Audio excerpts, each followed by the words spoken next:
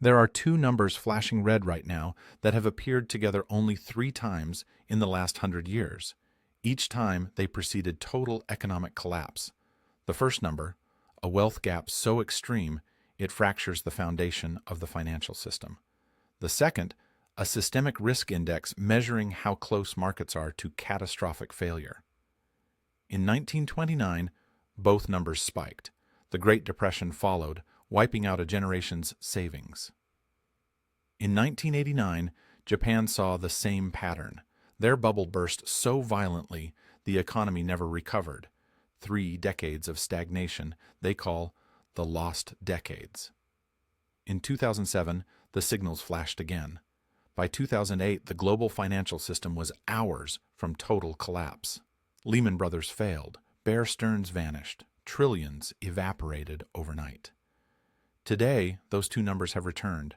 The wealth gap stands at $42 trillion. The systemic risk index reads 89%, higher than it was before Lehman fell.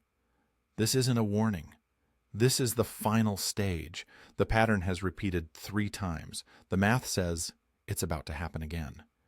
And this time, the structural cracks run deeper than ever before. Financial collapses don't arrive randomly. They follow a pattern visible in advance to anyone tracking the right metrics. 2 conditions must converge: extreme wealth concentration that fractures social stability, and a financial system operating at maximum fragility. The $42 trillion wealth gap measures the first condition. It quantifies how much wealth the top 1% controls compared to everyone else, a disparity now wider than it was before 1929. The 89% systemic risk index measures the second condition. This reading comes from tail risk indicators designed after 2008 to detect the specific market behaviors that precede catastrophic failure. An 89% reading places the financial system in what researchers call a high volatility state, the same condition that existed when Bear Stearns collapsed and Lehman Brothers filed for bankruptcy. Before 1929, income concentration among the top 5% of American households surged from 24% to 34% between 1920 and 1928. Household debt doubled in the same period. The wealthy accumulated surplus capital and lent it extensively to the middle class, whose real wages had stagnated.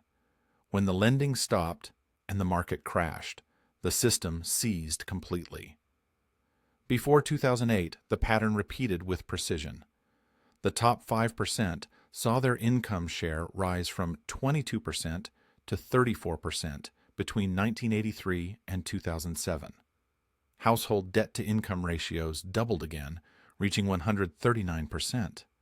When housing prices stopped rising, the entire structure collapsed in weeks. The mechanism is structural. When wealth concentrates at the top, the wealthy possess capital they must deploy. They lend to the middle and lower classes, whose incomes have stagnated, but who need credit to maintain consumption. This creates an inequality debt nexus, a system where economic stability depends entirely on the ability of over-leveraged households to service debt they cannot afford. Politicians facilitate this arrangement because the alternative is immediate social unrest. Deregulating credit markets allows stagnant wages to be masked by easy borrowing. The underlying fracture remains hidden until it doesn't. The current systemic risk reading signals that financial institutions are so entangled, so dependent on continued asset price appreciation, that any shock propagates instantly through the entire system. Research confirms that similar readings appeared in February 2007, providing what analysts called relatively brief advance warning before the crisis transitioned from imminent threat to active collapse. That window was measured in months, not years. Once these tail risk measures spike, policymakers possess only a fleeting period to implement dramatic preventative action. The warnings from major investors who profited from the 2008 collapse underscore this urgency. They observe the same risky behaviors today: excessive leverage, complex derivatives, complacency about risk, that preceded the last crisis. The transition from stability to collapse follows a predictable psychological cycle articulated by economist Hyman Minsky. His financial instability hypothesis describes three phases of borrowing behavior that emerge sequentially during periods of economic calm. The first phase is hedge financing. This occurs immediately after a crisis, when caution dominates. Borrowers take loans they can repay, both principal and interest, from their income. Banks are conservative. Regulators are vigilant. The second phase is speculative financing. Confidence returns slowly. Borrowers begin taking loans where income covers only the interest payments. They plan to refinance the principal later, assuming asset prices will keep rising. The third phase is Ponzi financing. Euphoria takes over. Borrowers take loans where income doesn't even cover the interest. They rely entirely on continuous asset price appreciation or additional borrowing to service existing debt. This is the final stage, where solvency depends on market irrationality continuing indefinitely. When Ponzi financing becomes widespread, when the entire system depends on prices that never fall, the slightest disruption triggers collapse. Asset prices stop rising. Speculative borrowers can't refinance. Defaults spread. Even fundamentally sound hedge borrowers suddenly can't access credit because the entire lending market freezes.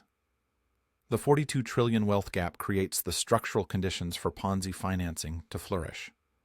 Surplus capital at the top seeks returns. Stagnant incomes at the bottom create demand for credit. The financial system intermediates this flow, profiting at every step until the borrowers can no longer pay.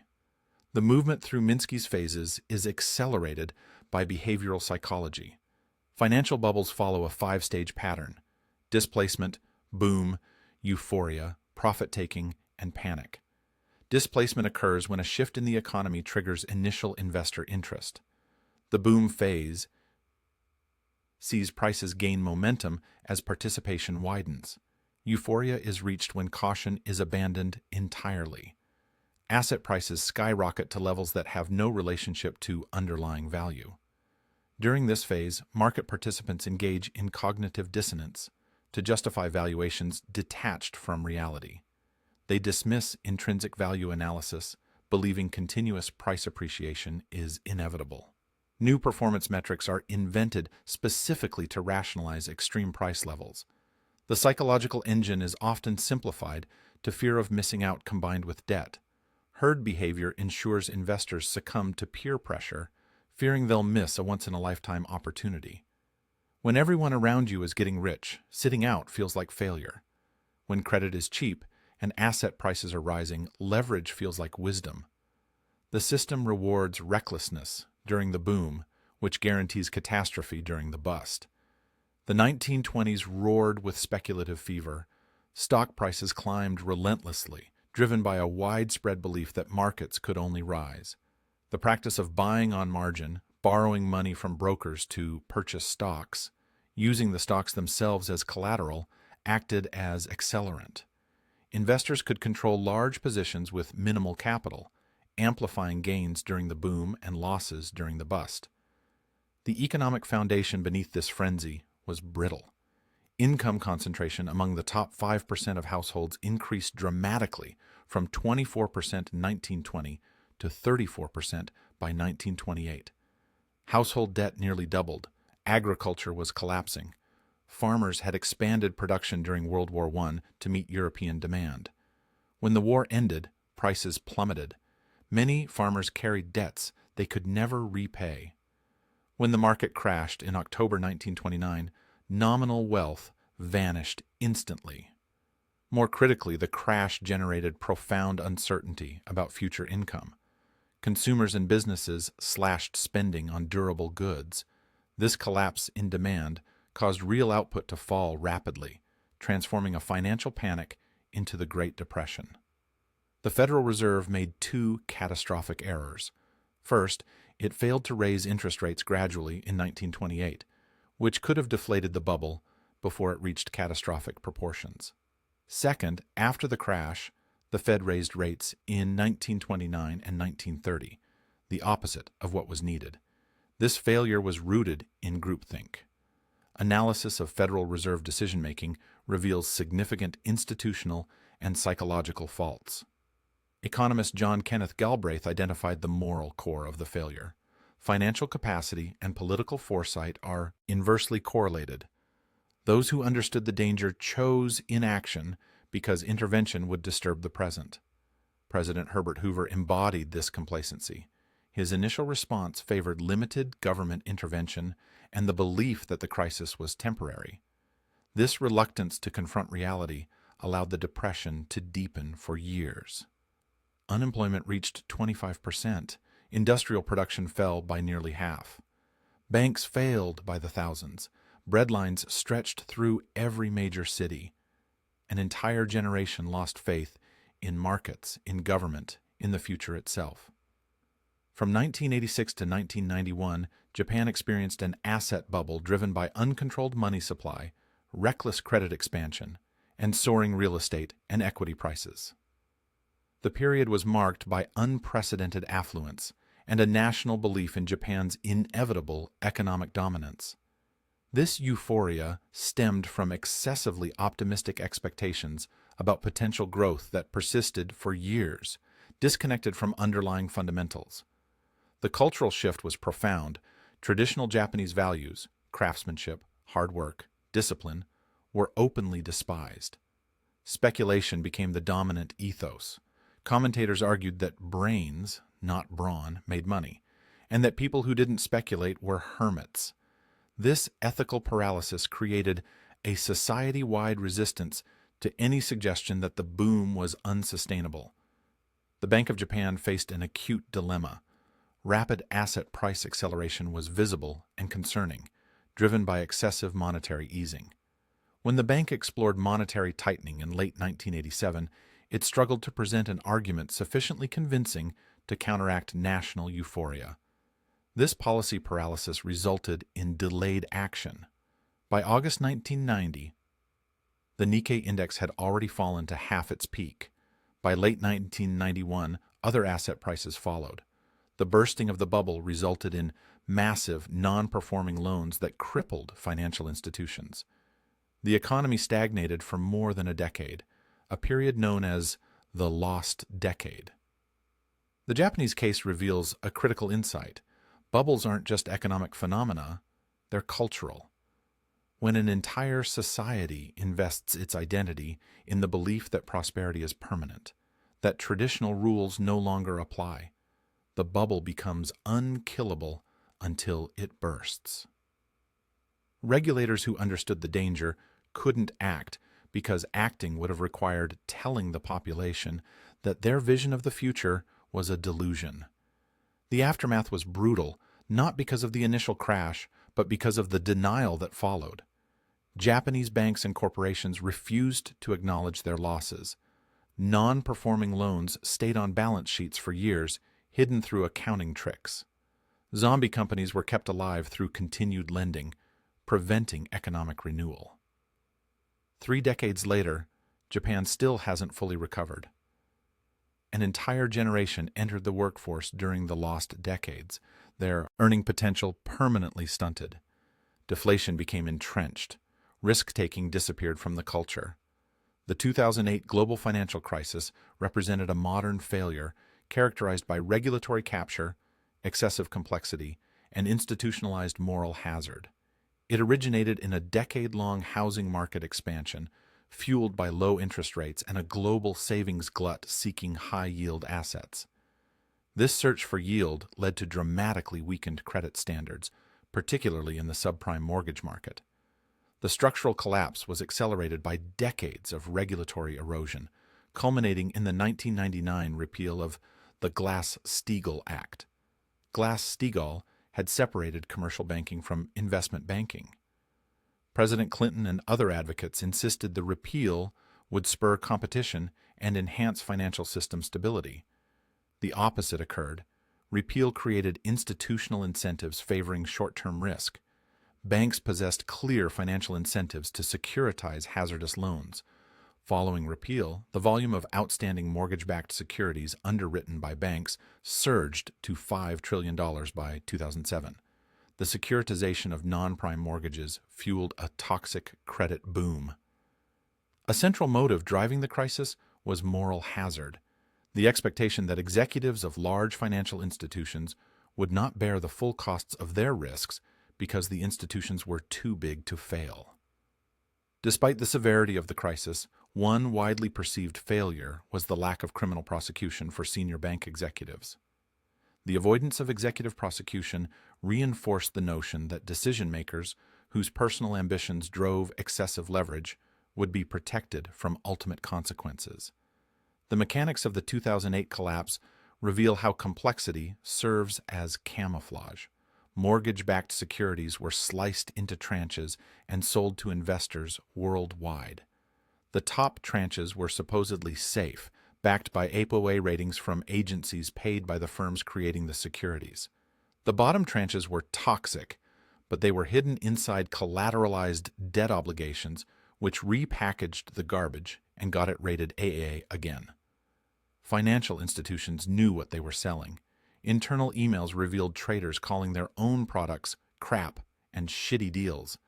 They sold them anyway, betting against them while marketing them to pension funds. When housing prices stopped rising in 2006, defaults began. The securities built on subprime mortgages started failing. Firms holding these assets faced margin calls. But because every major institution held similar assets, there were no buyers. Liquidity vanished. Bear Stearns collapsed in March 2008. Lehman Brothers filed for bankruptcy in September 2008, triggering a global panic. Credit markets froze completely. The entire global economy was hours from complete shutdown. The government response was massive. The Federal Reserve slashed interest rates to zero. The Treasury injected capital directly into banks.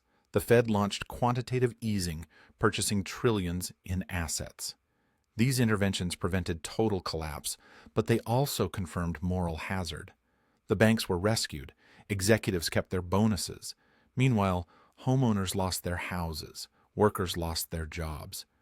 The inequality that caused the crisis was made worse by the response. The current environment, the $42 trillion wealth gap, and the 89% systemic risk index, is a synthesis of the moral and structural failures of the three preceding crises. The preconditions for catastrophic instability are registering at historically alarming levels. The structural similarities demonstrate that financial collapses follow predictable patterns. Before 1929, margin debt saturation and a stock market bubble. Before 1989, excessive monetary easing and real estate euphoria. Before 2008, housing securitization and regulatory capture. Today, private equity overvaluation, commercial real estate stress, and sovereign debt burdens. The moral and regulatory failures are consistent. In 1929, greed and leverage combined with Federal Reserve groupthink.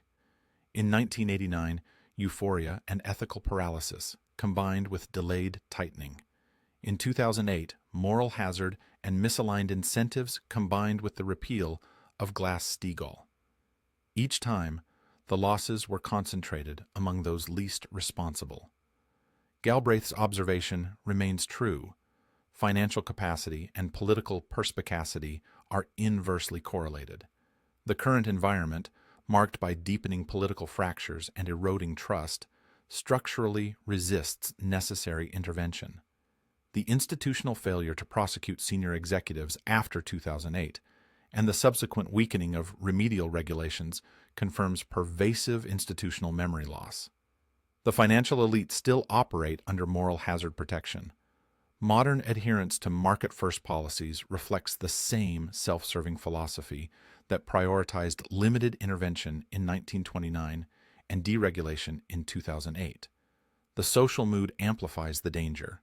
Rising insecurity and staggering inequality are actively eroding social trust.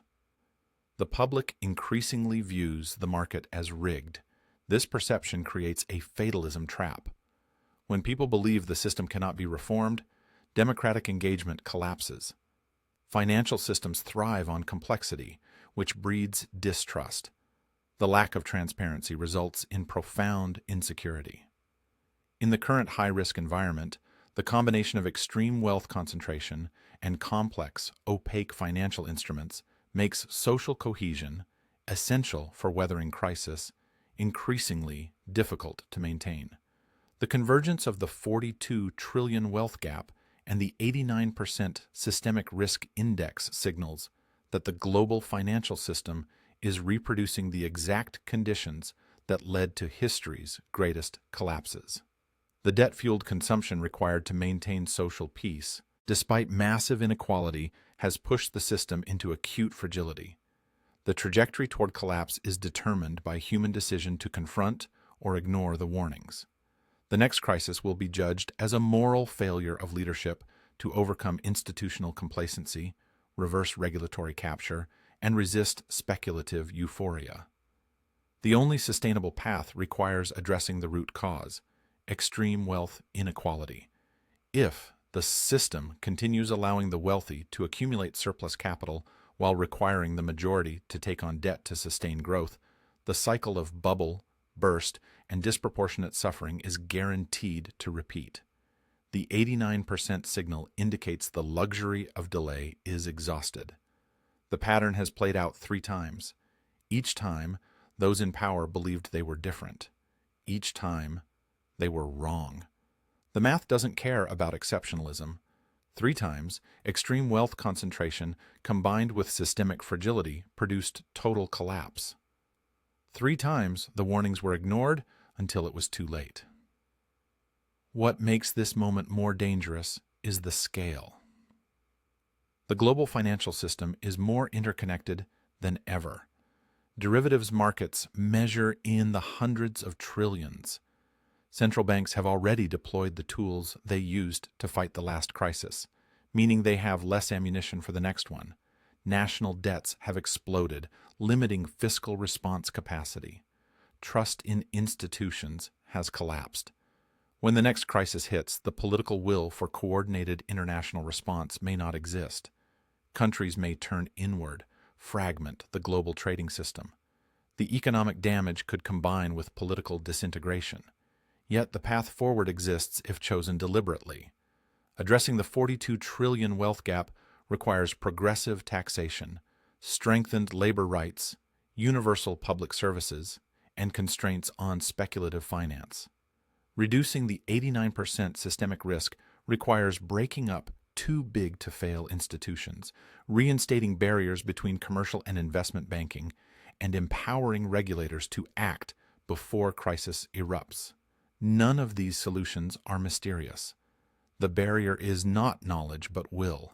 The wealthy resist because they benefit. Politicians resist because they depend on wealthy donors. So the system drifts toward the cliff, everyone aware of the danger, no one willing to grab the wheel. The 42 trillion gap and the 89% index are screaming that time is up. The only question remaining is whether the collapse will force the changes that foresight should have made voluntary, and how many millions will suffer before those changes finally come.